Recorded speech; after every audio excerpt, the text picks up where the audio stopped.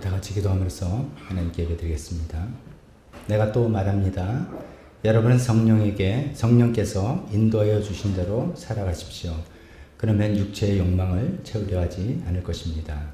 그리스도 예수께 속한 사람은 정욕과 욕망과 함께 자기 육체를 십자가에 못 박았습니다. 하나님 아버지 그렇습니다. 우리에게 성령님을 보내주셔서 하나님의 말씀을 들을 수 있고 이해할 수 있고 따를 수 있게 해주시고 이제 성령님께서 우리 안에 계셔서 우리에게 친밀하게 인도해 주시고 우리 찬송할 때 기도할 때 성경 읽을 때 우리가 대화할 때 우리 결정할 때 모든 생각할 때 인도해 주시는 성령님께 감사드립니다. 이 성령님을 잘 따라나가는 우리 모두가 되기를 소망합니다. 하나님 아버지 오늘도 그런 모든 하나님께 감사와 찬송을 드리며 하나님을 의지하고 살겠다 고백하는 그런 마음으로 이 자리에 다 모였습니다. 하나님 저 예배를 받아 주시옵소서. 예수님의 이름으로 기도했습니다. 아멘.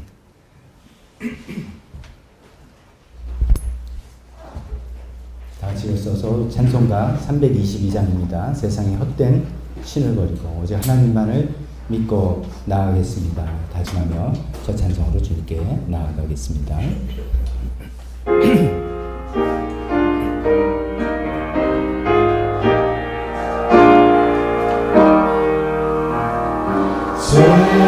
세상에 헛된 신을 버리고 하나님 이름 높여 기리세 온 천하 백성 모두 나와서 다같이 하나님만 섬기세 세상에 헛된 우상 버리고 인간의 모든 부귀 영화와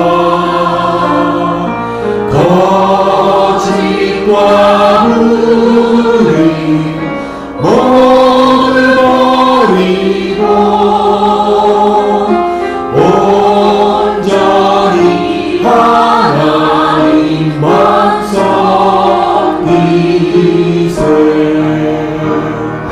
주님의 백성 선호해하려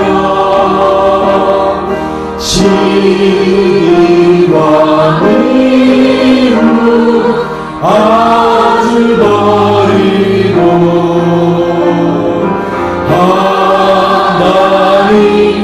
하나님만을 홀로 섬기는 천국을 어서 이뤄주소서.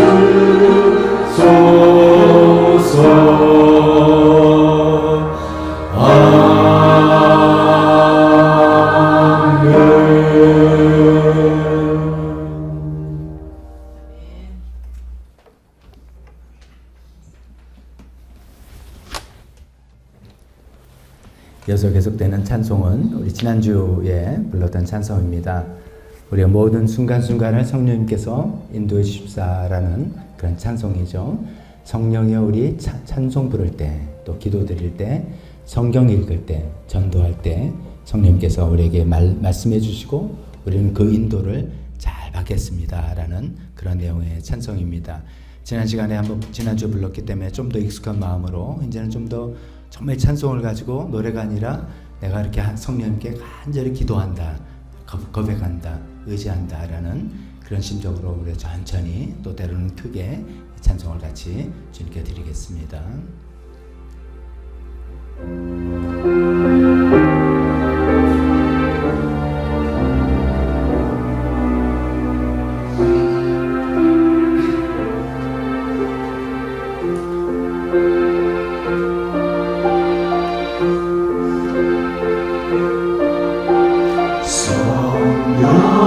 성령이여 우리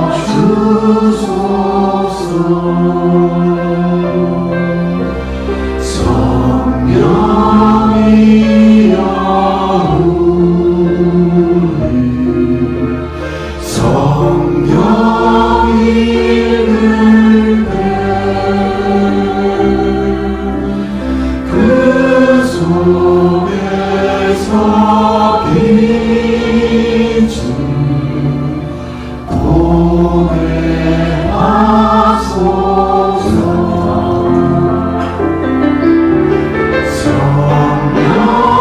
성령이여 우리 찬송 부를 때 진심으로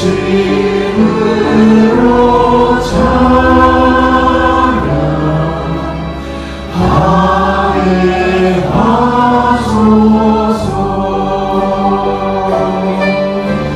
성령이여 우리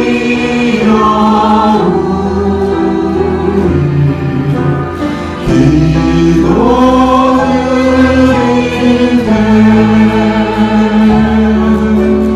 우리 곁에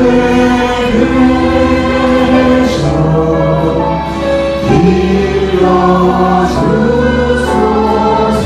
성경 읽을 때 성령이여 우리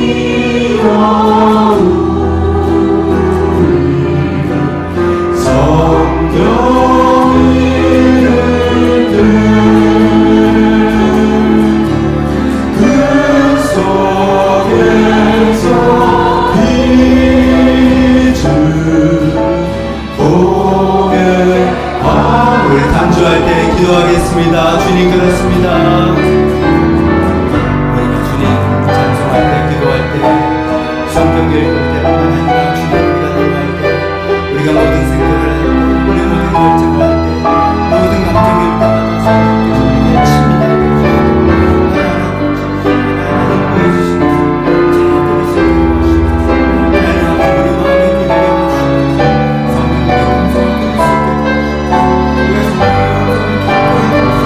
우리가 성령의 음성을 기뻐해 들을 수 있게 도와주시옵소서. 하나님의 성령이 인도하시는 이 세상을 살아갈 수 없습니다. 주님 모든 순간순간 모든 생각과 우리 전도할 때 성령이여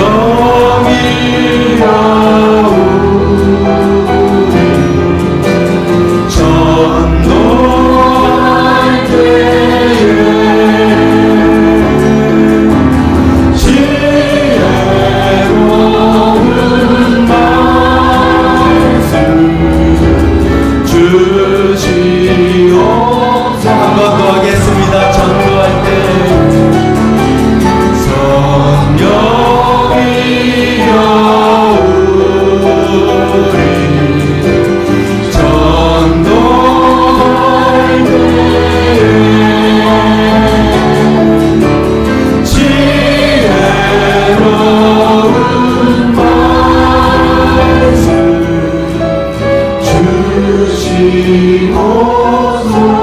주시옵소서. 성령이여 우리 겸손에 서서 우리 주와 같이 되게 하소서. 우리 주와 같이 우리 주와 같이 되게 하소서.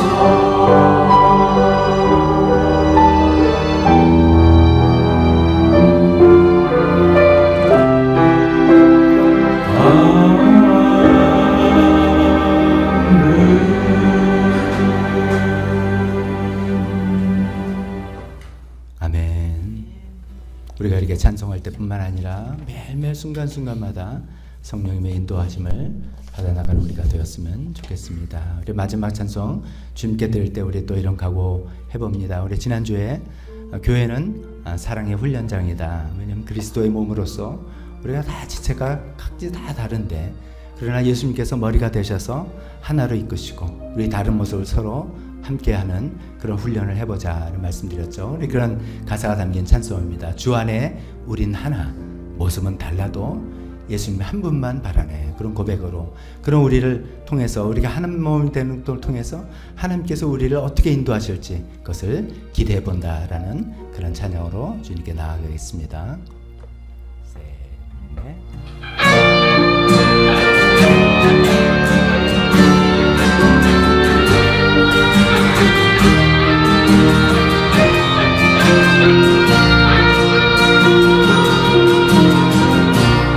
주 안에 우리 하나 모습은 달라도 예수님 한 분만 바라네.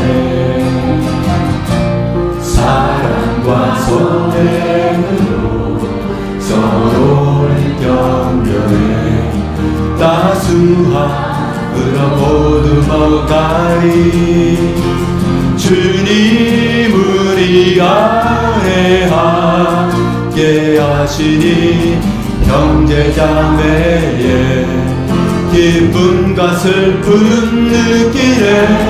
내 안에 있는 주님 모습 보네. 그분 기뻐하시네.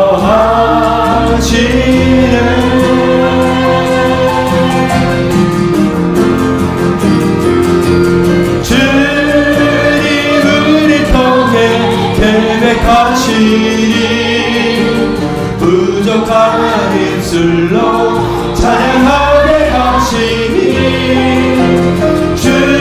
주님을 통해 계획하시니 너를 통해 하시기에 처음부터 할때 자매님들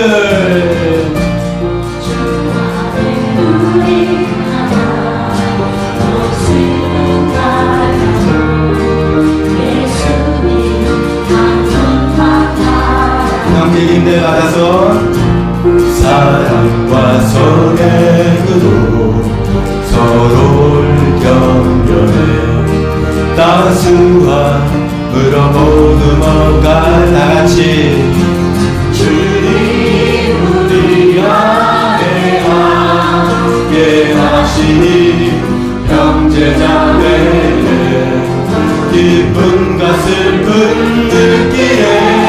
내 안에 있는 주님 모습 보네. 그분 기뻐하시네.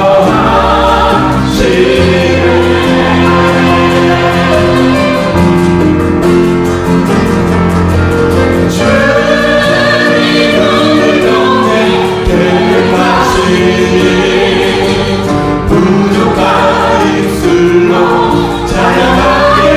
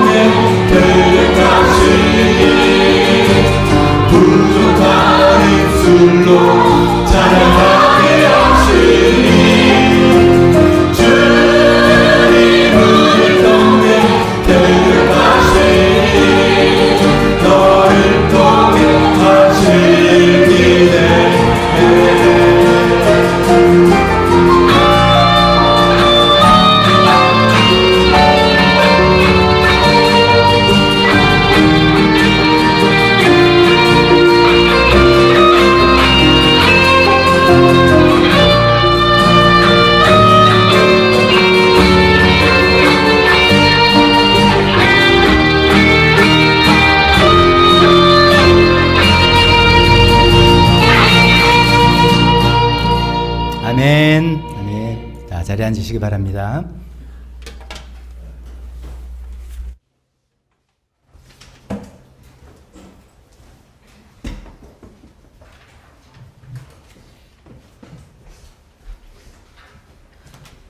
주님을 통해 계획하신 일, 뭐 찬송을 할 때 좀 뭐 짜릿하고 뭐 좀 뭐 그러지 않습니까? 기대가 되는 거죠. 우리의 신앙생활은 하나님에 대한 기대인 것 같습니다. 우리의 능력 이상으로 하나님께서 미래를 보시는 하나님께서 우리를 부족한 찬양하는 우리를 통해서 어떤 일을 하실지, 우리를 개인적으로 우리 교회를 또 어떻게 인도해 나가실지 기대하는 우리 기대감이 있으면 좋겠습니다. 이제 가을이 돼서 단풍이 아름답게 들고 요 단풍이 일주일만 계속 붙어 있어야 됩니다. 다음 주에 우리가 가을 야외 나들이 갈 때까지 붙어야 되는데 내일 좀 좋은 시간 보내됐으면 좋겠습니다. 먼저 주보를 통해서 교회 서신 나눌 때 다음 주일 날 또 이제 세대 통합 예배 한 달에 한 번씩 우리가 이렇게 들 때마다 또 한 달이 갔구나 생각을 하면서 또 자녀들과 함께 또 예배하는 그 기쁨을 누려보게 됩니다. 다음 주일 특송은 제이드리머 순서가 되겠습니다. 정교일 가을 나들이 우리 예배 드리고 다음 주에 같이 예배 드리고 식사도 여기서 다 같이 한 다음에 좀 간단히 해야 되겠죠. 그 다음에 친교부 안내에 따라서 올림픽공원으로 이동해서 거기서 산책도 하고 여러 가지 이벤트도 하는 그런 행사 하겠습니다. 여러분 옷차림을 거기에 맞게 신발이랑 이런 거 잘 맞춰서 준비해 입고 오시면 좋겠습니다. 또 전도위에서도 혹시 이런 게 그냥 예배는 아니더라도 그때라도 참석할 수 있으면 좋겠다. 그래서 오실 수 있으면 또 예배까지 오시면 더 좋겠고요. 이렇게 해주시면 좋겠습니다. 연말 일정인 가정교회 평수전 세미나 11월, 12월 일정 저 게시판에 있으니까 오늘 가실 분들 이번에 꼭 올해 말에 참석해 주시면 좋겠습니다. 오늘 오후 1시 30분에 예배실에서 집사님들 모임 있습니다.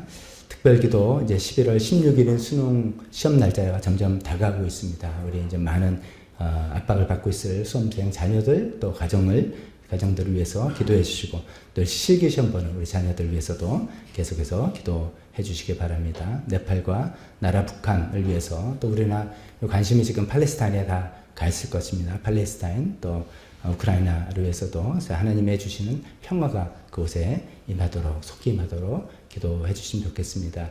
지난주에 저희 아들 박신준 형제에 대해서 일장에 말씀드렸는데 한 주 사이에 이제 군대에서 제대 명령 날짜가 잡혔습니다. 11월 5일이니까 다음 주일 아침에 이제 비행기로 떠나게 됩니다. 그래서 예배는 오늘이 이제 마지막입니다. 잠깐 일어서실 때 잘 가서 미국에서도 생활 잘하라고 격려 박수 해주시면 좋겠습니다.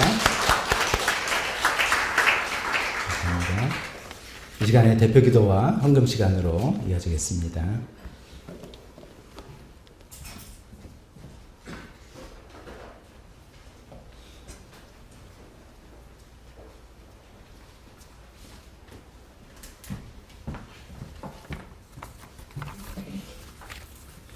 다 같이 기도드리겠습니다.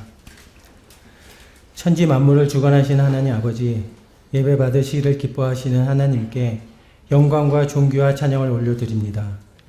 지난 한 주간도 신실하게 보호하시고 새로운 한 주도 예배로 시작하게 하시니 감사합니다. 예배에 승리하는 것이 삶에서 승리하는 것임을 믿고 매 순간 하나님께만 집중하며 온 마음 다해 예배하게 하옵소서. 아버지의 뜻을 찾고 구하고 발견하는 이 시간이 되게 하옵소서. 지난 한 주간을 뒤돌아보면 너무나 많은 죄와 허물 가운데 살아온 저희들의 모습을 주님 앞에 고백합니다. 주님의 영광보다는 자기 영광을 구하기에 급급하였고 주님의 뜻에 순종하기보다는 교만했던 저희의 죄성들을 자백하며 회개하오니 용서하여 주옵소서. 예수 그리스도를 통하여 저희에게 은혜와 진리를 주셨습니다. 주님, 저희들이 예수님의 공로로 정결함과 진실한 영으로 새롭게 거듭나는 복된 시간 되게 하옵소서. 올해도 2개월이라는 시간밖에 남지 않았습니다. 저희를 도우시고 저희를 통하여 역사하셔서 삶의 우선순위를 하나님께 두고 살아가는 모두 되게 인도하여 주옵소서. 지난주 말씀을 통하여 사랑의 훈련장으로 할 수 있는 첫 단계가 성령님과 함께하는 것이라는 사실을 깨닫게 하여 주셨습니다. 예수님으로 인하여 교회 공동체 안에서 매주 만날 수 있는 사이가 특권임을 생각하고 다른 사람들과 사랑하고 불쌍히 여기며 서로 잘 지낼 수 있게 힘써 노력하며 살아가게 하옵소서. 네팔 선교를 위하여 기도드립니다. 시티미션 교회와 라지 목사님과 교인들의 사역이 어려움 없이 이루어질수록 도와주셔서 도단위 당 건더기 실프펜시 지역에서 권리와 자유가 확장되고 인간답게 살아갈 수 있는 나라가 되게 하옵소서. 우리나라를 위하여 기도드립니다.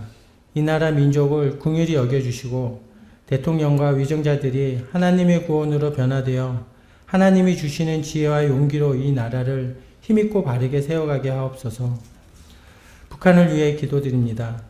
북한이 자유와 평화의 땅이 되도록 하여 주시고 지화교회를 보여주셔서 그들의 믿음을 지켜주시고 그 땅에 신앙의 자유가 오게 하옵소서.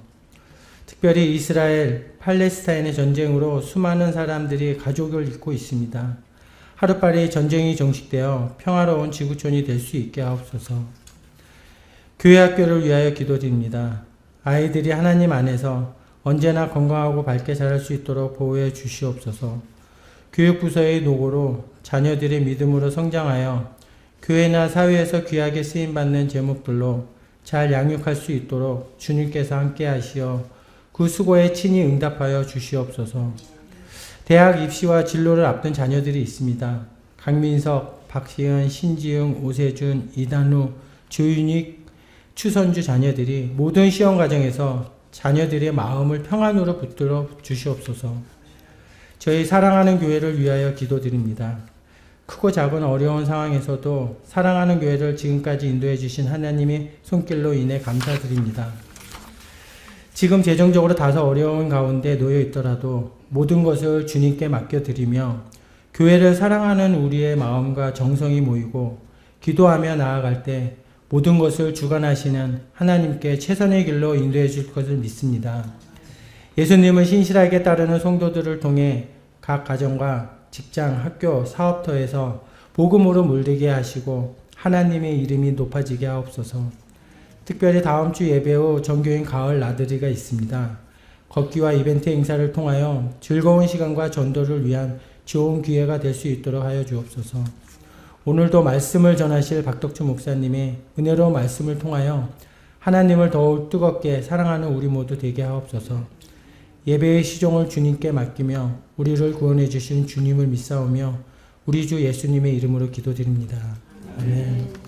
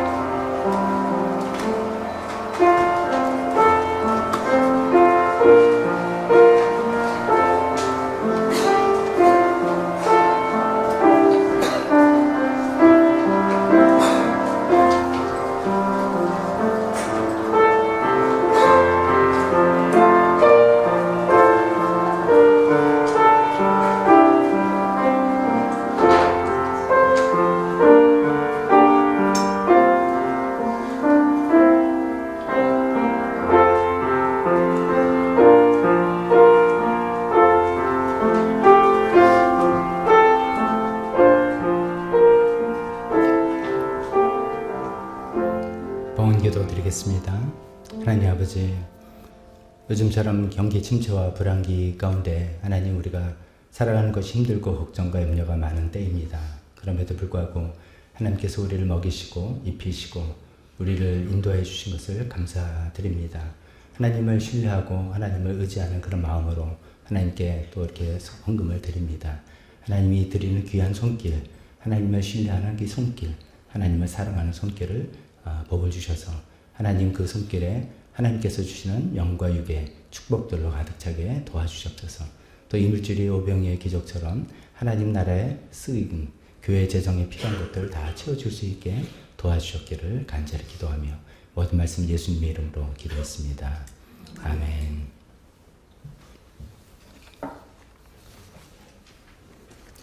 설교 시간입니다. 다 같이 일어서서 설교 본문 말씀 같이 읽도록 하겠습니다. 오늘은 마가복음 8장의 말씀입니다. 함께 같이 읽겠습니다. 시작. 그리고 예수께서 제자들과 함께 무리를 불러놓고 그들에게 말씀하셨다. 나를 따라오려고 하는 사람은 자기를 부인하고 자기 십자가를 지고 나를 따라오너라. 누구든지 제 목숨을 구하고자 하는 사람은 잃을 것이요 누구든지 나와 복음을 위하여 제 목숨을 잃는 사람은 구할 것이다. 사람이 온 세상을 얻고도 제 목숨을 잃으면 무슨 이득이 있겠느냐. 사람이 제 목숨을 되찾는 대가로 무엇을 내놓겠느냐. 음란하고 죄가 많은 이 세대에서 누구든지 나와 내 말을 부끄럽게 여기면 인자도 자기 아버지의 영광에 쌓여 거룩한 천사들을 거느리고 올 때 그를 부끄럽게 여길 것이다. 아멘. 설교를 위해서 잠깐 기도하겠습니다. 하나님 아버지, 오늘 또 예수님께서 이제 예수님을 따르고 예수님을 믿는 것에 어떤 것을 요구하는지를 말씀하시는 부분을 듣습니다. 그동안 하나님께서 말씀을 통해서 예수님은 어떤 분이시고 우리는 어떤 존재이고 예수님 우리 위해서 어떤 구원을 베푸셨는지를 다 들었습니다. 이제 우리의 반응이 남아 있습니다. 우리는 어떤 반응을 할 것인지 주님 오늘 말씀을 듣고 마음에 성령님이 인도하시는 귀한 반응, 귀한 결심들 이루어질 수 있게 도와주옵소서. 예수님의 이름으로 기도했습니다. 아멘. 자리에 앉으세요.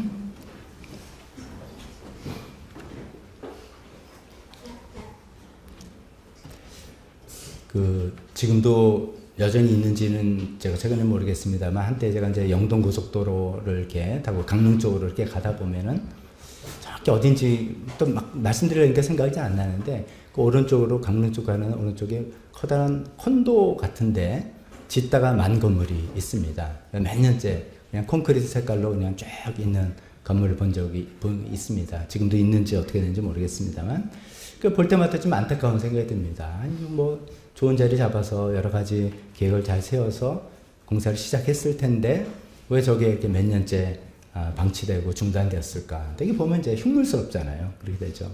자금 조달에 문제가 생나 뭐 별 생각을 해보는 거죠. 요즘처럼 또 금리 인상돼서 처음에 금리하고 올라서 감당을 못하는 건가? 상권이 바뀌어가지고선 또 뭐 지금은 수지 타산이 안 맞아서 쓴다. 뭐 이런저런 생각을 해보는데 하여간 결론은 참 안 됐다. 참 그렇고 흉물스럽다. 뭐 이런 생각을 지을 수가 없습니다.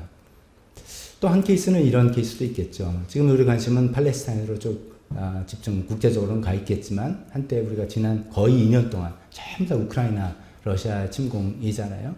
그때 이제 거의 이제 2년째 돼가고 있는데 처음에 이제 우크라이나 침공할 때마다 끝났네 이제 뭐 러시아가 세계 제2의 군사력을 갖고 있는데 그 우크라이나 뭐 별로 되지도 않는 나라 금방 이제 집어삼키겠구나. 강대국이 이럴 수 있는가라고 생각했는데 웬걸 거의 2년 동안 지금 계속 그래도 싸우고 있지 않습니까? 그래서 그걸 이제 푸틴의 치욕 뭐 이렇게 표현하기도 합니다.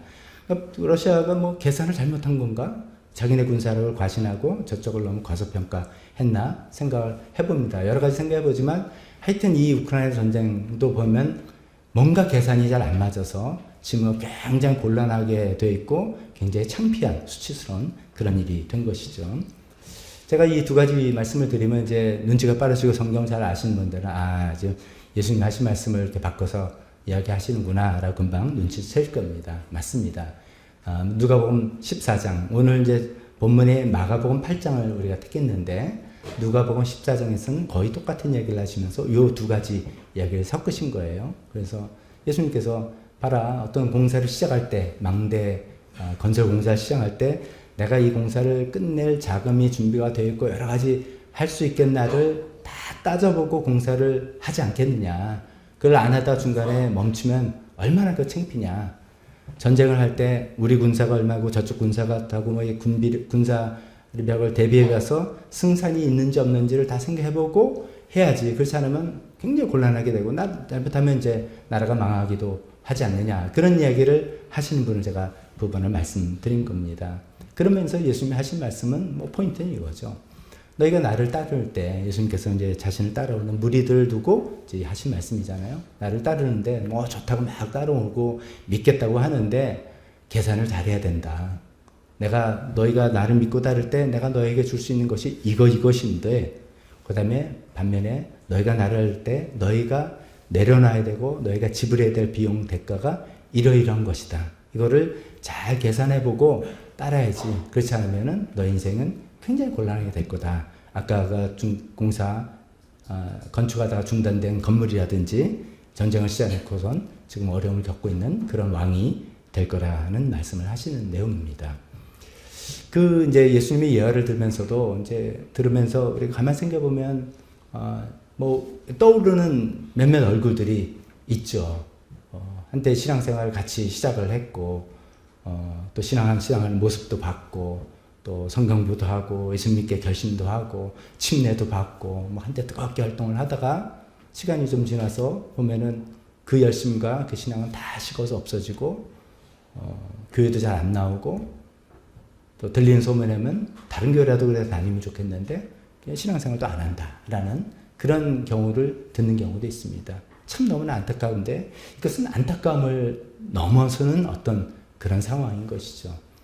왜 그랬을까? 어쩌면 이제 여러 가지 이유가 있겠지만, 오늘 예수님의 말씀을 통해서 생각해 보면은, 뭔가 비용 계산을 처음부터 잘 하지 못한 거 아닌가. 비용 계산을 철저히 해보고 뛰어들어야 되는 건데, 그런 것을 제대로 해보지 않은 상태에서 그냥 무턱대고 들어오다가 나중에는 신앙생활 하면 이런 것까지 해야 돼? 이런 것까지 요구하시는 거야? 이런 것도 하면 안 돼? 왜 나를 이렇게 압박해? 왜 이런 생각에 나는 힘들다라서 신앙생활을 그만두고, 그런 모습이 어쩌면 그 흉물스러운 건축물이나 곤란을 겪고 있는 그런 왕의 모습처럼 보이는 것은 아닌가, 이런 생각을 해보게 되는 것입니다. 오늘 예수님께서 이제 그런 말씀을 하시죠. 그동안 저희는 이제 기독교의 기본 진리라는 이 책자를 통해서 쭉 순서대로 살펴볼 때 어쩌면은 그 얘기를 한 겁니다. 우리가 예수님 믿을 때 우리가 얻게 되는 게 뭐냐, 이것을 길게 말씀 나눈 셈입니다. 그것을 잘 듣고 그것을 그냥 쓰고 오는 게 아니라, 그것을 얻기 위해서 우리가 지불해야 될 비용이 뭔가를 오늘 또 말씀하시는 그 부분을 듣는 것입니다. 그것을 잘 듣고 판단해서 이게 훨씬 낫구나 라고 생각해서 그 길을 뛰어들자라는 그런 말씀입니다. 그럼 첫 번째로 우리가 얻게 되는 것에 대해서 그래도 다시 한번 말씀을 드려보겠습니다. 그것은 얻는 것이고, 어쩌면 수익이고 profit, 우리가 생기는 거겠죠. 우리가 예수님을 믿을 때 얻게 되는 것, 최근에 우리가 이 책을 통해서 살펴본 용어로 한다면 그것은 구원, 이렇게 표현하는데, 그 구원에는 굉장히 많은 뜻이 다 들어져 있습니다. 그러나 이 책에서는 주로 관계의 회복이라는 그런 용어로 쭉 설명을 해왔지 않습니까? 하나님과의 관계가 회복이 되고, 그래서 영적 죽음에서 살아나는 생명을 얻게 되는 거고, 자기 자신과의 관계가 회복이 돼서 죄의 종에서 해방이 되는 거고, 다른 사람과의 관계가 회복이 돼서 서로 화평하게 지내고, 물론 자기 자신과 다른 사람 관계는 순간적으로 되는 게 아니라 계속해서 지속적으로 이런 성화의 단계를 벌려 나가야 되는 것이지만, 그런 관계의 회복이라는 구원을 우리가 얻게 되는 것이죠. 우리가 또 예수님을 믿을 때 얻게 되는 것을 또 다른 식으로도 표현합니다. 우리가 더 대중적으로 듣는 것은 영생, 그러잖아요. 예수님을 믿으면 영생을 얻는다. 나는 죽음이 두렵지 않아. 죽어도 나는 영원히 살 것이고, 이런 생각을 하시는데, 이 영생의 개념이 우리 육신의 생명이 영원히 산다는 것만은 아니지 않습니까? 왜냐하면 성경에 하면 예수님을 안 믿는 사람도 영원히 사는 거죠. 영벌을 받으면서 지옥에서 영원히 사는 것이고, 그것이 그러니까 오래 살고 영원히 산다는 게 포인트가 아니라, 하나님의 생명을 살고 하나님과 관계하면서 사는 영적인 생명을 내가 얻었다는 것, 그것이 더 중요한 포인트가 되겠죠. 그래서 그런 의미에서 영생을 얻어서 이 땅에서 하나님과 교제하고 살다가 죽어서 천국까지도 가게 된다라는 그런 영생을 얻게 된다, 이렇게 표현도 합니다. 또 어떤 때는 예수님 믿으면 우리가 얻게 되는 것을 풍성한 삶을 얻게 된다, 이렇게 표현도 합니다. 요한복음 10장 10절에 예수님이 이렇게 말씀하시죠. 내가 온 것은 양으로 생명을 얻게 하고, 이제 살려주고 오는 거죠. 그 다음에 플러스 더 풍성히 얻게 하려는 것이다. 그 얻게 된 생명을 더 풍성히 누리게 한다. 그래서 그것을 보통 풍성한 삶, abundant life, 이렇게 표현하기도 합니다. 풍성한 삶도 굉장히 추상적이겠지만 우리가 이렇게 이해해 볼 수 있습니다. 영, 육, 혼이 더 밸런스가 잡혀있고 건강하고, 그 삶에 우리 목적의식이 뚜렷하고, 인생에 보람이 있고, 우리 활기차고, 기쁨이 넘치고, 어려움을 닥치지만 금방 일어날 수 있고 하는 등등, 우리가 꿈에 그리는 그런 모든 삶을 풍성한 삶이라고 우리가 말할 수 있겠습니다. 또 예수님을 우리가 믿게 얻게 되는 것을 또 다른 식으로 표현하면 천국 간다, 천국을 가게 된다 이렇게 표현도 하지 않습니까? 이 천국도 죽어서 우리가 가는 게 아니라 천국이란 뜻은 하나님의 나라, 하나님이 다스리시는 나라, 하나님 다스리는 통치 영역 이런 거 뜻이지 않겠습니까? 그러니까 사실 기본적으로는 우리가 예수님을 믿을 때 우리 마음과 우리 삶의 천국이 이미 시작이 된 거죠. 우리 삶의 천국이 시작되어서 천국을 누리면서 지금 살다가, 그러나 이 세상, 이 천국은 완성된 천국은 아니죠. 죄와 악이, 우리의 유혹이 아직도 있으니까, 그래 불안정이 업앤다운이 있는데 우리가 살다가 죽고 난다면 완성된 죄가 없는 그런 천국에서 우리가 살게 된다. 그런 것이죠. 이게 다양한 표현으로 우리가 이야기하고 있습니다. 우리가 예수님을 얻을 때 구원을 얻게 돼서 관계들이 다 회복이 되고, 예수님 얻게 될 때 영생을 얻게 되고, 예수님 믿을 때 풍성한 삶을 얻게 되고, 예수님 믿을 때 천국을 누리게 된다. 천국을 우리가 갈 수 있게 된다. 등등 여러 가지 표현으로 이야기하고 있습니다. 그럼 관건은 어떻게 하면 그것을 얻게 되느냐? 어떻게 하면 얻게 되느냐? 만약에 어떻게 하면 여러분 구원을 얻게 됩니까? 라고 누가 질문할 때 여러분 뭐라고 대답하십니까? 믿음으로 얻는 거야. 이렇게 얘기하죠. 믿음으로. 그렇죠? 예수님은 믿음으로. 그렇죠? 그래서 더 거기서 구수식으로 표현하면 오직 믿음으로 의롭다함을 받고 오직 믿음으로 구원을 받는다. 이렇게 우리가 성경에서 밝힌 것을 듣고 알고 있습니다. 근데 이 오직 믿음으로라는 표현을 우리가 잘 이해해야 되겠습니다. 자칫 잘못하면 믿음으로 하니까 너 딴짓하지 마. 뭐 하려고 하지 말고 그냥 가만히 앉아서 하나님께서 해주신 거 그냥 딱 믿기만 해. 이런 표현인 걸로 우리가 좀 오해할 수가 있습니다. 성경에서 오직 믿음으로라고 표현할 때는 뭔가를 대비하는 것, 뭔가 대조를 하는 겁니다. 뭐가 아니라 믿음, 이런 표현입니다. 뭐가 아니라 믿음일 때 그 뭐가 뭡니까? 보통 성경에서 뭐라 표현합니까? 행위, 이렇게 표현하잖아요. 행위라는 표현은 굉장히 또 여러 가지를 포함할 수 있는 표현입니다. 행위라니까 가만히 있어서 가만히 이렇게 성경 말씀 듣고 그냥 믿는 어떤 지적인 활동 이렇게 생각하면 곤란한 것이죠. 성경에서 행위가 아니라 믿음이라 할 때 그 행위는 뭡니까? 종교적인 열정, 계명적 규율을 잘 지키는 것, 어떤 도덕적인 선행을 하는 것 이런 것을 말하는 거죠. 어떤 전문 용어죠. 그런 용어죠. 그러니까 우리가 도덕적으로 선행을 하고 우리가 열심히 어떤 신앙생활을 하고 하나님의 말씀을 잘 지켜나감을 통해서 아까 말한 그 구원을 얻는다가 아니다라는 얘기입니다. 그게 아니라 왜냐하면 불가능하니까. 다 불가능한 거 다 살펴봤잖아요. 우리가 원죄가 우리 안에 있어서 우리가 죄책과 죄성이 우리 안에 있어서 그래서 내가 이렇게 죄를 짓는구나. 이걸 다 살펴봤지 않습니까? 내가 죄를 짓기 때문에 죄인이 아니라 죄인이라서 죄를 짓는 거 우리가 다 살펴봤지 않습니까? 그러니까 내가 내 행위로서 100점을 맞아서 구원을 얻을 수 있는 사람은 없다. 이런 것은 수차례 성경에서도 우리가 이야기했습니다. 그러니까 불가능하기 때문에 그게 아니라 행위가 아니라는 뜻이에요. 그게 아니라 오직 믿음으로다. 뭐냐? 하나님께서 우리에게 은혜로 주신 것을 받아들이는 믿음으로써 우리가 구원을 받는다. 이런 얘기를 하는 것입니다. 자, 그러면 그 행위에 대조된 의미의 믿음이기 때문에 행동을 전혀 하지 말아라 이 뜻이 아니라는 것은 이해하실 겁니다. 그 아무 행동이라도 하면 안 돼. 그럼 교회도 나가지 마. 이렇게 될 거 아니야. 성경 읽는 것 행위야. 이렇게 되면 안 되잖아요.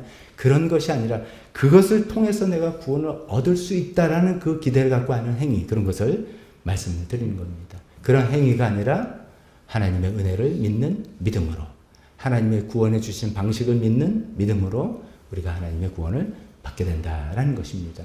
그렇기 때문에 그 믿음이라는 것은 어쩌면은 행동이 요구되는 것입니다. 아니, 행위가 아니라면서 행동이 요구된다. 이 뜻 차이 이제 이해하시죠? 내가 종교적인 열정과 계율을 지키고 이 선행을 하는 것으로서 구원을 얻겠다는 기대를 가진 그런 행위가 아니라 하나님의 방식을 믿고 신뢰하는 것인데 거기에는 어떤 우리의 행동이 따른다는 것이죠. 그냥 생각으로 하는 것이 아니야. 아멘으로만 한다는 것이 아니라, 왜냐하면 그 믿음은 신뢰이고 그 믿음은 결심이고 그 믿음은 결단이고 어떤 행위가 수반되는 행동이기 때문인 것이죠. 내가 무엇을 결심하고 무엇을 버리고 무엇을 취하고 무엇을 각오하고 하는 그런 행동을 말하는 것이기 때문입니다. 오늘 그 부분을 이야기하는 것입니다. 이것을 다른 말로 오늘 설교 제목인 것처럼 먼저 비용을 계산하라. 비용 계산. 사업을 하려고 그러면 먼저 내 자금이 얼마고, 내가 어떻게 되고, 그 다음에 어떻게 수익이 어떻게 날 것 같고, 이렇게 해서 사업을 추진한다든지, 어떤 여행 가려면은 거기에 드는 경비가 얼마인데 내 이 자금을 먼저 카드를 긁고 다달이 갚으면 돼 라든지, 아니면 차곡차곡 모아서 한다든지, 여러 가지 비용 계산하고 우리는 행동을 하지 않습니까? 그런 의미에서의 행동을 이야기하는 것인데, 우리가 예수님 믿을 때도 이런 비용을 계산을 먼저 하고 예수님 믿는 자리로 나가야 된다라는 그런 얘기입니다. 예수님이 그런 면에서 이런 표현이 좀 불경스러운가요? 사기꾼이 아니에요. 사기꾼이 뭡니까? 먼저 아주 달콤한 이야기, 이렇게 막 좋은 이야기 해서 다 좋은 거 내가 잘해줄게 와서 관계를 맺고, 더 이상 이제 관계를 끊기가 어렵고 빠져나갈 수 없는 단계가 되면 그 다음에 본색을 드러내는 거, 다 내놔 뭐 이렇게 하는 거잖아요.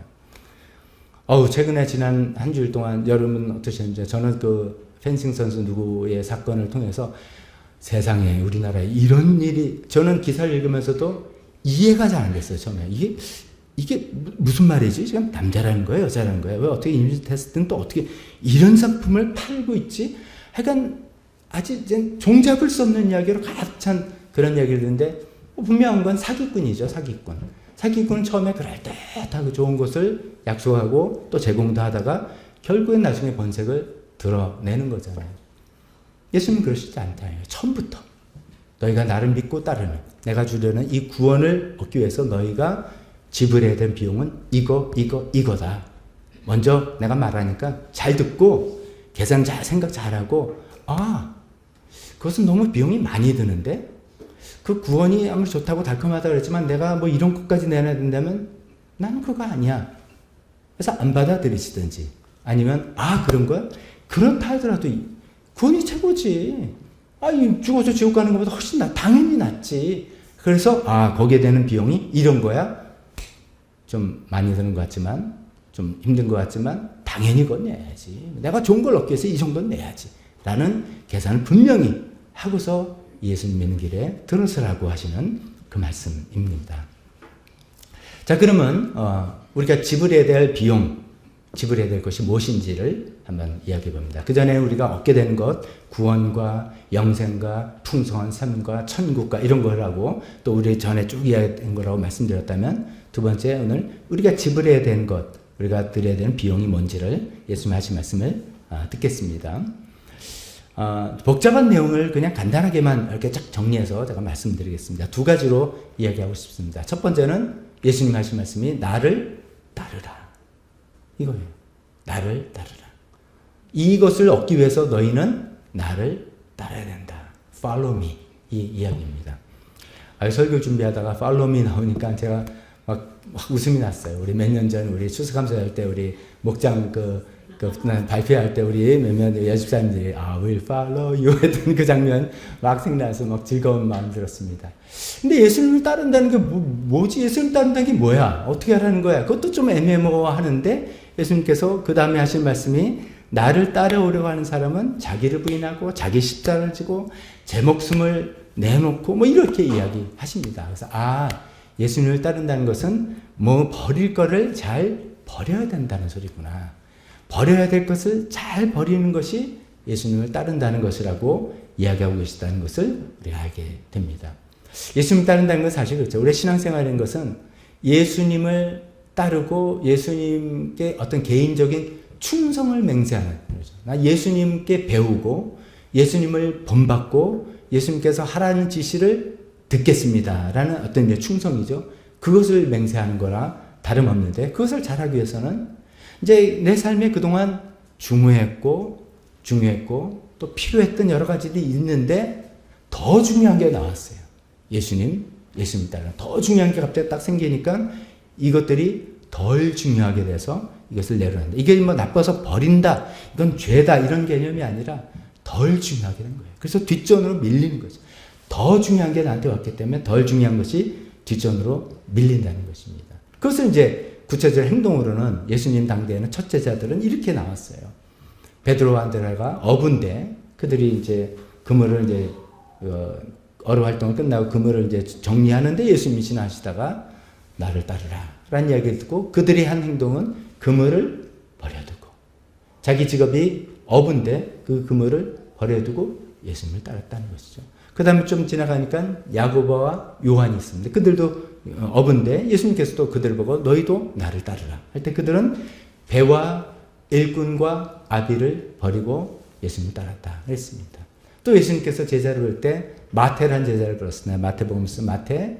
그는 세리였습니다. 세리로 세관에서 자기가 일을 하고 있는데 예수님께서 보시고 너는 나를 따르라 할 때 세관 자리를 그만두고 예수님을 따랐다 하는 것이죠. 어쩌면 그분들은 초창기 그분들은 아주 문자 그대로 자기가 하는 직업과 자기가 하는 일과 자기의 가족들을 문자 그대로 다 뒷전으로 밀고 예수님을 따랐습니다. 그것이 그 당시 그분들에게 그것이 요구되었기 때문이죠. 그러나 저와 여러분들에게 우리가 예수님 믿을 때 직업을 그만둬야 되거나 가족을 버리고 어디 수도 생활을 하거나 뭐 그런 특별한 부르심도 있겠지만 대부분 그렇지는 않습니다. 우리에게는 우리의 마음의 각오를 하나님께서 여쭤보시겠죠. 우리가 살다 보면 다 나름대로 내가 애정을 갖고 있는 것들이 있습니다. 가족에 대한 애정, 나의 삶에 대한 애착, 내가 뭐 굉장히 좋아하는 어떤 추구하는 바가 있고 인생에 어떤 야망이 있고 난 내 살아가면서 이런 정도는 내가 이뤄보고 싶다라고 하는 그런 것들이 있을 수가 있겠습니다. 그게 죄가 아닙니다. 그러나 그런 걸 따라서 열심히 추구하고 살다가 더 중요하신 예수님께서 내 삶에 등장하셔서 너는 나를 따르라 할 때 이것이 가장 여전히 중요해요 하고는 예수님을 따를 수 없다는 거죠. 이것은 덜 중요한 것으로 들이밀면서 내가 예수님을 따르는 것이 나 인생에 가장 중요합니다 라고 이야기하면서 따라야 된다라는 것입니다. 그것을 예수님께서 여기서 자기를 부인하고 라고 얘기했습니다. 자기 애정, 자기 애착, 자기 야망 다 내려놓고 예수님이 가장 우선순위입니다 라고 하는 것입니다. 두 번째 예수님이 여기서 자기 십자가를 지라고 또 이야기했습니다. 우리 시대에 자기 십자가를 지라는 것은 뭐였는지 저 사람이 내 인생의 십자가야. 아니면 우리 자녀가 내 인생의 십자가. 내가 평생 짊어질 십자가야. 이렇게 표현을 많이 씁니다. 내가 감당해야 되는 아주 부담스러운 일, 힘든 일 이런 거 할 때 십자가 표현을 씁니다. 예수님 당대는 그 정도가 아니었습니다. 십자가는 그냥 사형 형벌이잖아요. 그러니까 예수님 당시에 자기 각자 십자가를 져라 할 때는 목숨 내놔라 이런 것이죠. 죽을 각오해라 그런 얘기죠. 근데 이 죽을 각오가 그냥 한번 칵 죽는 게 아닙니다. 가끔가다 이제 제 마음속에 갈등이 있습니다. 그냥 한번 탁 죽는 게 더 편한가? 왜냐면 이제 일회성이니까 그냥 우리가 어떤 때는 그냥 동서랑 다치더라도 한번 탁 하고 끝났으면 좋겠다 이런 생각이 있잖아요. 근데 우리 실제 삶은 그렇지 않잖아요. 그냥 탁 죽어버리는 게 아니라 매일매일 자기 십자가를 지고 살아가는 거잖아요. 매일매일 자기를 부인하고 자기를 내려놓고 살아가는 자기를 디나이하는 삶을 매일매일 살아가는 게 지속적이니까 더 어려운 건데 요즘 그거 하라는 거죠. 자기 십자가를 지고 나를 따르라. 세 번째로는 자기 목숨을 잃으라 하는 거죠. 누구든지 제 목숨을 구하지 않은 사람은 잃을 것이다. 이것도 이제 이 목숨이라는 단어 오해하면 안 됩니다. 그냥 죽어버리는 목숨이냐 육체의 생명이냐 아닙니다. 잘못하면 예수님에서 순교할 때 내가 부활로 일어나 이 이야기를 하는 거냐 아닙니다. 여기서 이제 목숨이라고 쓴 그 그리스어는 프리시케라는 단어인데 이거는 목숨, 육신의 생명도 되지만 영혼, 정신 등등 여러 가지 의미로 쓸 수 있습니다. 그래서 여기 이 단어에서 우리가 심리학, 사이콜로지가 여기서 나오는 단어인 것이죠. 그래서 이제 예수님께서 죽어라 이런 뜻이 아니라 self, 자기 자아를 두고 이야기하십니다. 자기 자아를 다 지키고 자기 자아를 다 유지하면서 나를 따를 수는 없다 이런 얘기를 하고 계신 겁니다. 자, 근데 이런 말씀을 이제 책도 읽고 성경도 읽는데 좀 너무 딱딱하고 어려워요. 그래서 자기를 부인해라, 자기 십자가를 져라, 자기 목숨을 잃으라 그런 것 같아서 조금 더 쉽게 한번 어떻게 설명할 길이 없을까 하다가 다른 책에 있는 내용을 인용해서 한번 말씀을 드려보려고 합니다. 그것도 어려운데요. 그럴까봐 걱정이긴 합니다만 한번 들어보십시오. 어떤 책이냐면 후안 카를로스 오티스 목사님이 제자입니까? 라고 하는 좀 오래된 책입니다. 그 책이 이제 이야기체로 재밌게 설명하는 부분이 있어서 말씀을 인용을 해보겠습니다. 그분은 이제 이 우리가 예수님을 믿는다, 구원을 받는다 이 과정을 예수님께서 하신 그 진주를 찾는 상인, 이 이야기를 빌어서 이제 설명을 하고 있습니다. 어떤 이제 진주 장사예요. 이 사람은 이제 진주의 가치를 정말 알아보는 사람이고 진주를 너무 사랑하는 사람이라서 가장 값진 진주를 사러 이제 계속 돌아다니는 그런 사람이에요. 그래서 발견하면 값을 쳐주고 진주를 사는 그런 상인이었습니다. 근데 그 사람이 어느 날 어디 가다가 아주 귀한 저가게에 귀한 값진 진주가 있다는 것을 소문을 듣고 찾아갔습니다. 보니까 뭐 너무 색깔이 영롱하고 너무 아름다운 거예요. 그 다이아몬드는 캐럿이라는 단위를 쓰는 진주 단위를 잘 모르겠습니다만 뭐 알도 굵고 막 너무 좋아요. 자기가 평생 찾던 바로 그 진주예요. 뭐 그런 느낌 있잖아요. 물론 예수님께서 말씀하시는 그 진주의 의미는 뭐겠어요? 예수님께서 우리에게 주시는 하나님의 나라입니다. 하나님 나라. 그것이 우리가 이야기하는 구원, 모든 관계 회복되고 영생, 풍성한 삶, 천국, 기쁨, 행복, 평안 뭐 이런 거 다 있는 것을 예수님께서 진주라는 단어로 비유해서 말씀하시는 것이죠. 근데 나는 그 진주를 사러 온 사람이가 그 진주를 발견했으니까 그를 어떻게 취합니까? 진주 저한테 주시면 안 되겠습니까? 내가 당신한테 왜 줘요? 제가 믿음이 있어서요. 오직 믿음으로 진주를 주십시오. 이럴 수 없다는 거죠. 그러니까 아까 말한 것처럼 어떻게 얻습니까? 오직 믿음으로 가만히 믿을게요. 이게 아니라는 거죠. 뭔가 행동이 필요한 것이죠. 그러면 진주 파는 사람이 아니 뭐 돈을 내시면 제가 팔지요. 이렇게 했을 거예요. 그래서 얼마입니까? 그래서 이제 거래가 시작된 겁니다. 성경에는 이제 거래가 됐다 이런 얘기 없는데 이 목사님이 그걸 이제 재밌게 푼 거예요. 그걸 제가 좀 각색해서 말씀드려 보겠습니다. 이 진주 꼭 사고 싶습니다. 했더니 그 상인이 이게 좀 비싼데요. 이게 좀 가격이 만만치 않은데요. 그래서 아니 그렇지만 나는 이 진주를 이런 진주를 사는 게 내 평생 꿈이었습니다. 소원입니다. 내가 얼마든지 돈을 쳐줄 테니까 값이 얼마인지나 말해보라. 했더니 이게 값이 딱 얼마라고 정해진 게 아니라 아니 대체 좀 말씀을 해보시라고 내가 있는 거 다 드려서라도 사겠다 했더니 정말요? 있는 거 다 드려서 그런 조건이라면 내가 좀 팔아보겠습니다. 그래서 이제 거래가 시작됐어요. 그러면 이제 그래서 파는 사람이 종이를 딱 꺼내가지고서 이제 당신 있는 거 뭔지 한번 다 이야기해 봅시다. 그래서 당신 뭐 돈 예금 얼마 있습니까? 저 은행에 한 2천만 원 저금 있습니다. 그럼 예금 2천만 원 딱 썼어요. 그 다음에 또 돈이 좀 없는데요. 그랬더니 당신 지갑에 좀 갖고 다니잖아요. 맞다. 지갑에 좀 있으면 지갑을 열어보니까 5만 원짜리 3개가 있고 만 원짜리는 5개가 있어요. 20만 원. 많지는 않군요. 20만 원. 2천만 원에다 20만 원 줬어. 이제 뭐 다 이게 전부입니까? 갖고 있는 게 없습니까? 아니 뭐 더 이상 제가 없습니다. 그러더니 그 사람이 이제 파는 사람이 뭐 사시는 데는 어디입니까?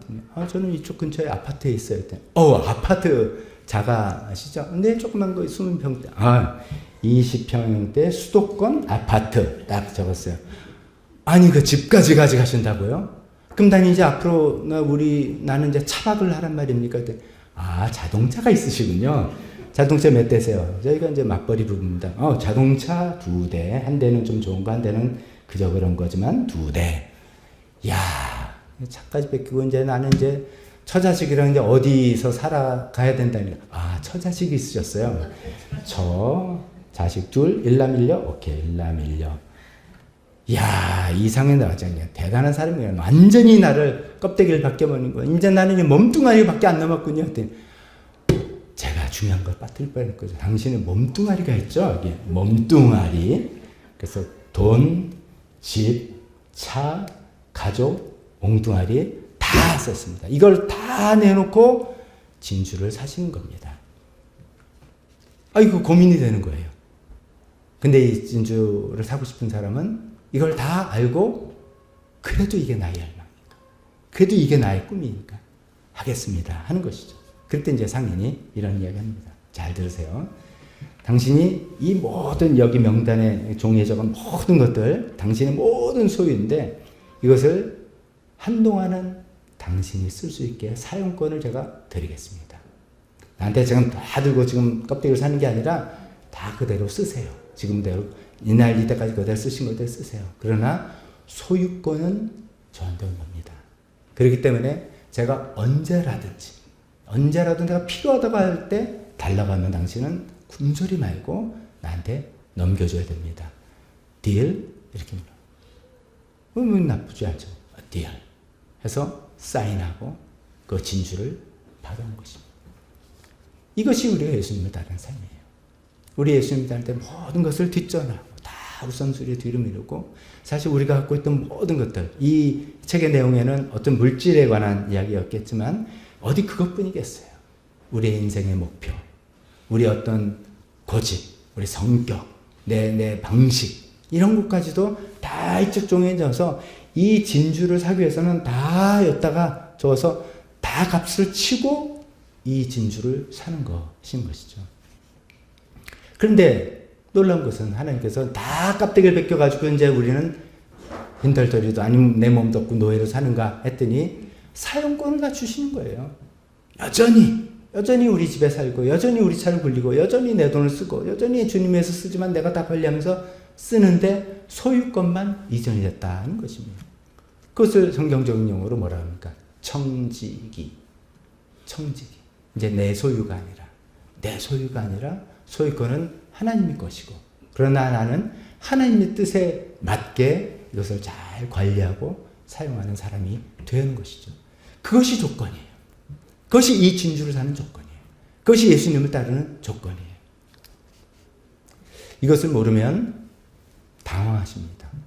아까 처음에 말한 것처럼 예수 믿는데 뭐 4시간 내가 마음대로 못 쓴단 말이에요.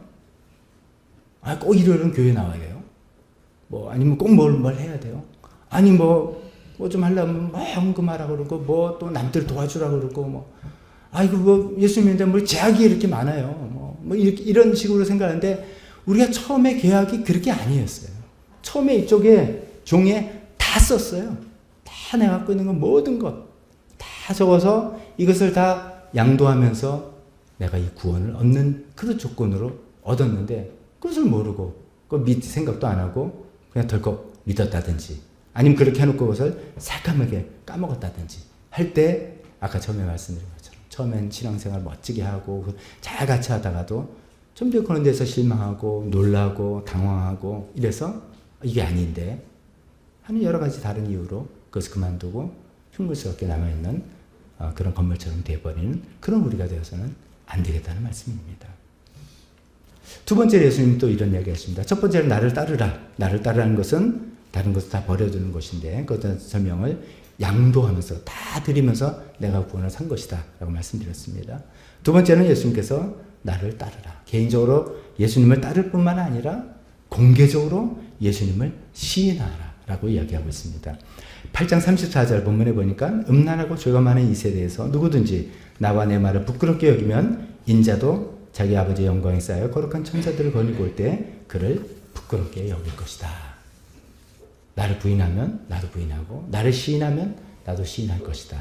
나를 시인해라. 나를 인정해라. 공개적으로 인정해라. 그런 말씀이죠.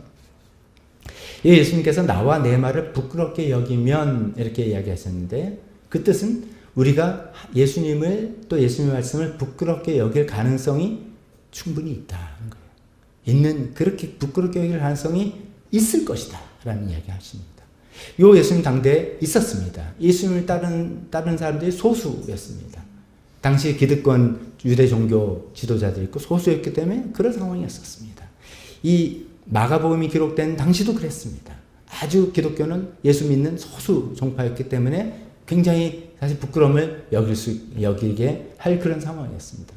그러다가 이제 시대가 지나서 이제 기독교가 온 세계에 퍼지게 되고 세계 종교가 되고 특히 이제 대한민국으로 우리가 좁히게 된다면 우리나라에서 1970년대, 80년대, 90년대 초만 해도 어쩌면 교회 다니는 게 강남권에서 유행, 아주 새로운 문물, 또 우리가 특히 이제 서구권을 따라가다 보니까 서구의 종교라 해서 굉장히 그거는 떳떳하고 자랑스러운 굉장히 요즘 표현 힙한 그런 종교생활, 문화생활이라고 여길 정도까지 굉장히 우리 사회에서 기독교가 대중화됐었습니다.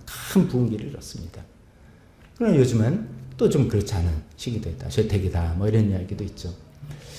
어떻게 보면 기독교 인구가 줄고 쇠퇴기 된다는 게 물론 걱정이고 좀 안타깝고 좀 거기에 기도하는 것이지만 다른 면을 생각해 보면은 당연하다라고 볼 수가 있겠습니다.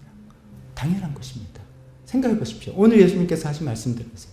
우리 예수님 믿고 따를 때 몽땅 다 내놓고 믿고 따르는 거예요. 몽땅 다 내놓고. 처음에 그냥 처음부터 그 계약서에 다 전권을 양도해 드립니다 라는 조건으로 대신 내가 영생을 얻습니다 라는 그런 조건으로 예수님 믿고 따르는 건데, 이게 어떻게 많은 사람들한테 다들 와 좋아요 좋아요 할 수 있을까? 사실은 의문입니다. 어쩌면 뭣도 모르고 이건 좋다니까 교회 가면 뭐 좋은 이야기 하고 사람들 많이 생기고 교회 가면 복도 받다니까 받는다니까 그냥 이렇게 된 것은 아닌가. 어떻게 이 예수님의 이 기독교 종교가 전 세계의 세계의 종교가 될 수 있을까? 어떻게 보면 의문입니다. 예수님은 좁은 길로 가라고 하셨는데 이 좁은 길인데 어떻게 이게 넓은 길이 됐을까? 의문입니다. 그 사실은 이제 우리가 2023년도를 살면서 우리 사회는 어떻게 보면 점점 아까 70, 80년대 부흥기와는 달리 재택에 들으면서 교회 다니는 것이 그냥 꼭 이렇게 유리하지만은 않은, 꼭 이렇게 떳떳하지만은 않은, 오히려 교회 다니고 성경대로 산다면 시대에 뒤떨어진 듯한 사람인 것 같은 그런 분위기를 점점 우리가 느끼는 시대에 살고 있는 것 같습니다. 그래서 예수님을 믿는 것을 부끄럽게 여길 수가 있을 가능성이 있습니다. 부끄럽지는 않더라도 떳떳하게 밝히고 싶지는 않은, 뭔가 나한테 유리한 것 같지 않으니까, 나한테 도움이 안 되니까 이런 상황이 점점 돼가고 있는 것 같습니다. 그런 우리 시대에 예수님께서 하신 말씀입니다. 너희가 나에게 내가 주는 이 구원과 영생과 이런 것을 얻기 위해서는 나를 공개적으로 인정해야 된다. 공개적으로 시인해야 된다라는 이야기를 하고 있습니다. 어떻게 달리 보면 우리가 예수님 믿을 때 우리가 공인이 되는 것이죠. 우리가 공인이라면 뭡니까?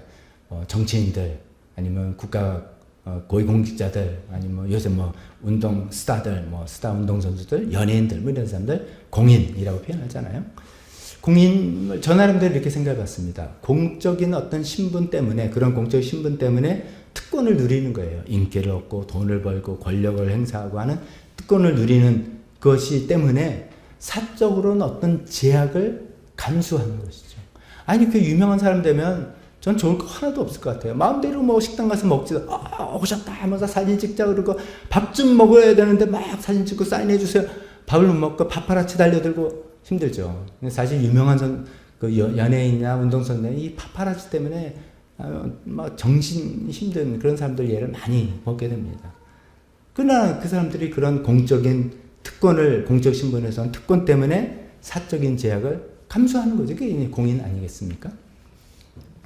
그 이제 좋은 예 중에 하나, 요즘 운동 좋아하시고 특히 축구 좋아하시는 분들, 우리 축구 안 좋아해도 손흥민 선수 싫어하는 사람이 어떻겠습니까? 요즘 너무 기특하고 이쁘잖아요.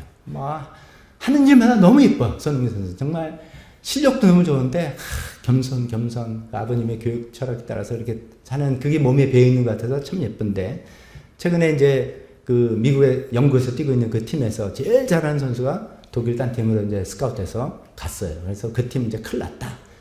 또 좋은 공격수를 데리고 오지 않으면 팀이 어려운데 아무도 데리고 오지 못했어요. 그래서 그 팀이 이번에 끝났다라고 했는데 손흥민 선수가 주장이 되면서 팀을 하나로 다 묶고 그 팀이 지금 1등이에요.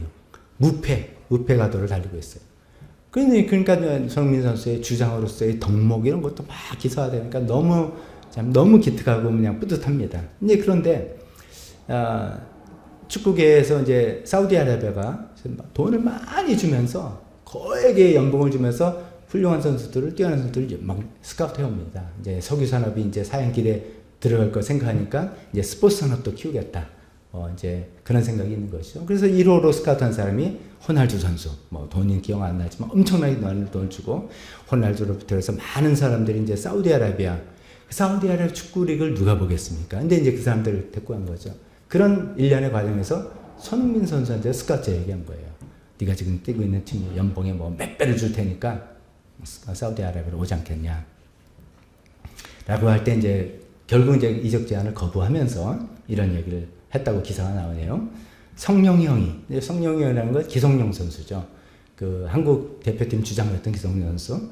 그 선수가 주장일 때는 이 얘기 좀 복잡하게 되네요. 그때는 중국이 돈이 많아가지고 막 한국 유럽 다 선수 뽑아갈 때예요. 그 기성용 선수한테 스카우트 왔을 때 기성용 선수가 내가 대한민국 대표팀의 주장인데 돈 때문에 중국 가지는 않는다 이런 얘기를 했다는 거예요. 그래서 성룡 형이 예전에 한국의 주장은 중국에 가지 않는다고 말하지 않았네요. 딱 한마디로 거절한 거예요. 공인으로서 자기가 지켜야 될 것, 이런 것들을 지키기 위해서 그런 특권들을 내가 내려놓고 제약을 감수한다. 뭐 이런 표현을 쓴 것입니다. 우리는 좀 이런 자세가 우리에게 필요하지 않을까. 우리가 예수님 믿었으면 우리 믿는 사람은 공인입니다. 우리 예수님 믿는다, 내가 예수님 믿는다는 것을 사실은 뭐 예수님이다 이렇게 밝히고 뭐 이럴 필요가 없이 떳떳하게 자연스럽게 당당하게 드러내야 됩니다. 그리고 내가 드러내고 내가 믿는 그 예수님 때문에, 예수님 믿는 것 때문에 따르는 어떤 손해, 제약 이런 것을 기꺼이 감수해야 됩니다. 그렇지 않고 그런 손해와 감수와 눈치 이런 것을 생각해서 나의 신분을 숨기고 그런 것들을 예수님께서 나를 부인하는 거다라고 이야기하고 있습니다. 참 이제 우리 관광지나 이런 데 가면은 가끔 이런 일을 봅니다. 어떤 사람이 탁 새치기를 하면서 집사님 빨리 와, 빨리 와. 권사님 빨리 와. 이렇게 밝히라는 게 아니에요. 정말 너무 괴로울 때가 많습니다. 우리가 이제 집사님이 때문에, 권사님이 때문에 더 행동을 조심해야 되고, 더 손해를 좀 오히려 봐야 되는데, 제가 드릴 말씀의 포인트는 알겠죠. 포인트는 우리가 예수님 믿는 것 때문에 그 예수님을 위해서 우리의 신분을 먼저 드러내야 됩니다. 물론 가족 다 뭐 믿는 분들이기 때문에 그런 거 가족의 문제는 없겠지만 직장 동료들에게 내가 예수 믿는다는 것을 밝혀야 됩니다. 내가 친구 관계에서 예수 믿는 것을 드러내야 됩니다. 떳떳하게 드러내고, 근데 드러내면 반드시 거기에 대한 제약이 따릅니다. 너 예수 믿는다며? 그래서 말도 거친 말 못합니다. 또 예수 믿는 사람이 이렇게 말이 거칠어? 이런 소리를 듣게 되기 때문에 그걸 참아야 됩니다. 너 예수 믿는다면서 너랑 나 똑같이 술 한잔하냐? 제약이 있습니다. 안 되는 것입니다. 예수 믿는 것 때문에 받는 제약을 기꺼이 감수하면서 나는 예수 믿는 사람이다 라는 것을 공개적으로 드러내야 된다고 예수님께서 말씀하십니다. 그것을 우리가 안 할 때 예수님께서 다시 오실 때 나 너 모른다. 넌 나 모른다고 했지? 나도 너 몰라 라고 이야기하시겠다는 엄중한 말씀인 것입니다. 그 각오를 하고서 예수님 믿고 따라야 된다고 이야기하고 계십니다. 말씀을 정리해 봅니다. 예수님 믿을 때 좋은 것들이 많이 있습니다. 구원과 풍성한 삶과 천국과 좋은 것들이 많이 있습니다. 그것 위해서 어떤 우리는 행동을 하고 어떤 결심을 해야 됩니다. 예수님을 따르기 위해서 내려놓을 것을 각오해야 됩니다. 전부입니다. 그러나 전부를 내려놨지만 하나님께서 우리가 하나님 위해서 우리 쓰라고 우리 손에 맡겨주신 전부입니다. 언젠가는 내놓을 때 다 드려야 되는 그 전부입니다. 그러나 맞습니다. 하나님 이거 내가 관리하면 골치만 아파요. 이거 마치 그 관용차 쓰시는 분이 있잖아요. 내 차 아니에요. 근데 내가 쓰는 거잖아요. 그 어쩌면 좋은 거잖아요. 그런 거예요. 하나님 거고요. 난 이거 잘 쓸게요. 하나님이 쓸게요.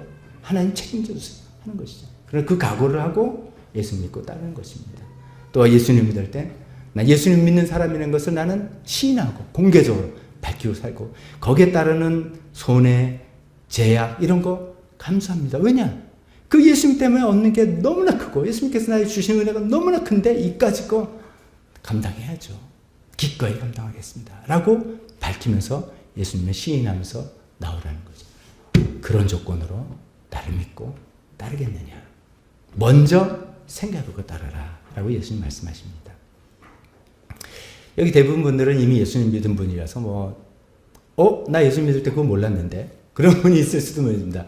예수 믿을 때 나 그것까지 모르고 그냥 믿으라고 해서 믿고 그냥 했는데 라고 생각하신다면 오늘 이 말씀 듣고 거꾸로 한번 생각해 보는 겁니다.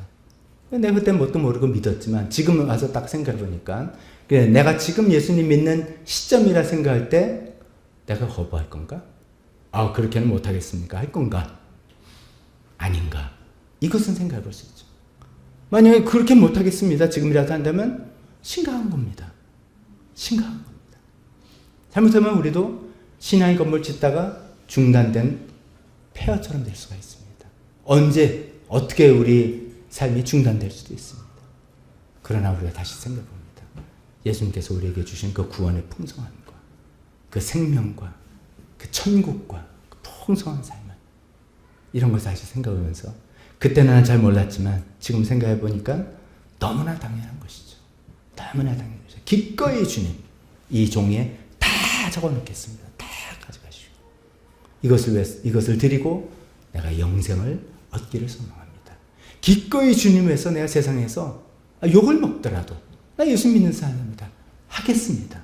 욕하는 사람은 요즘은 없습니다만 손해 좀 보고 조금 불편을 갖고 또 좀 제약이 있습니다만 기꺼이 그거 하겠습니다. 왜냐하면 예수님은 나를 위해서 십자가에서 돌아가신 분입니다.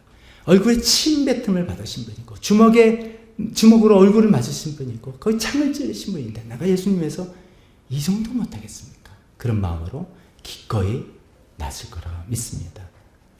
그렇습니다. 예수님께서는 당신이 안 하시고 우리한테 요구하시는 게 없습니다. 우리에게 자기 십자가를 지라 했지만 예수님 자신이 먼저 저 여러분을 위해서 십자가를 지시고 그 일을 우리에게도 요구하시는 것입니다.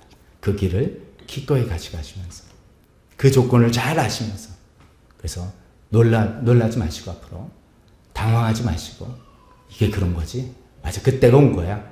예수님께서 그때 나한테 잠시 맡겨둔 거 이제 내놓으라고 하시는데 그래, 맞아. 이거 조금 달라고 하시는데 맞아, 이거야. 주님 거였어요. 소유권 그때 벌써 양도했으니까요. 라고 해서 기꺼이 주님의 뜻을 잘 따라 나가는 우리 모두가 되었으면 좋겠습니다. 기도하겠습니다. 우리 반주해 주실 때 오늘 주신 말씀 중에 여러분에게 다가온 말씀 있으면 성령님께서 여러분에게 하신 말씀이라고 믿고 그거 붙들고 기도하면 좋겠습니다. 어떻게 반응해야 될지 기도하면 좋겠습니다. 주님께서 그 말씀하시는 거 순종하겠습니다. 주님께서 하신 말씀 듣고 회개하겠습니다. 주님 말씀 들었고 나 새로운 결심하겠습니다. 주님 저를 도와주십시오. 이렇게 기도하는 시간 갖기를 원합니다. 기도하겠습니다.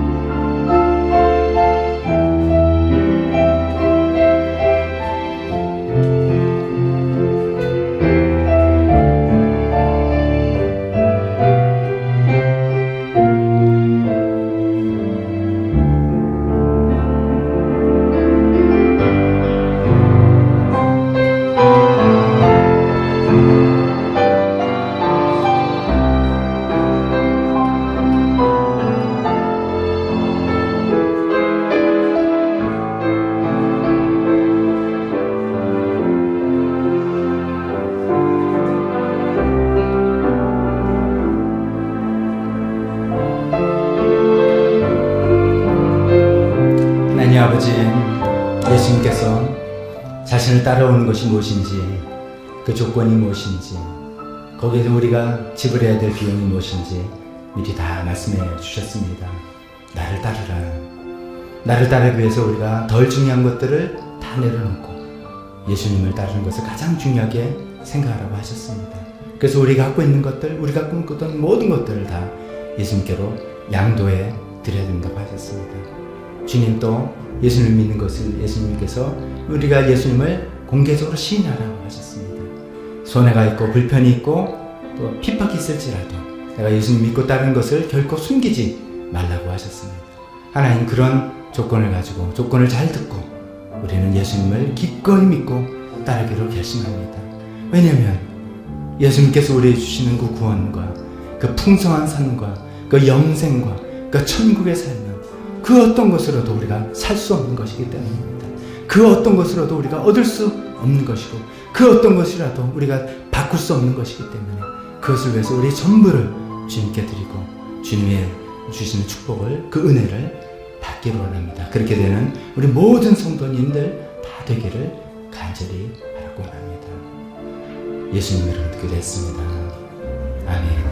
우리 다 같이 일어나서 헌신 찬송하겠습니다.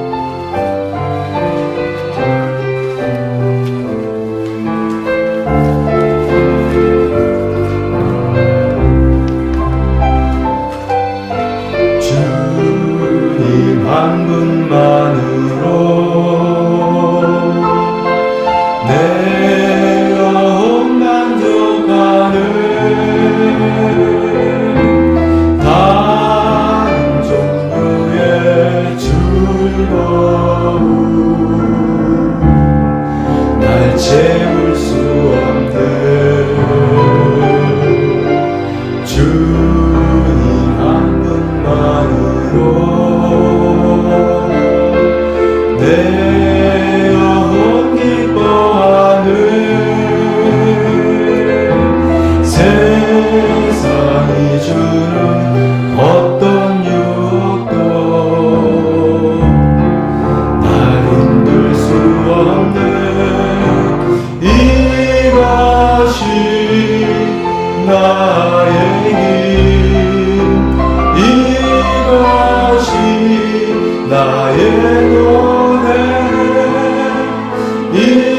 이것이 내 소망의 이유 주 나의 모든 것.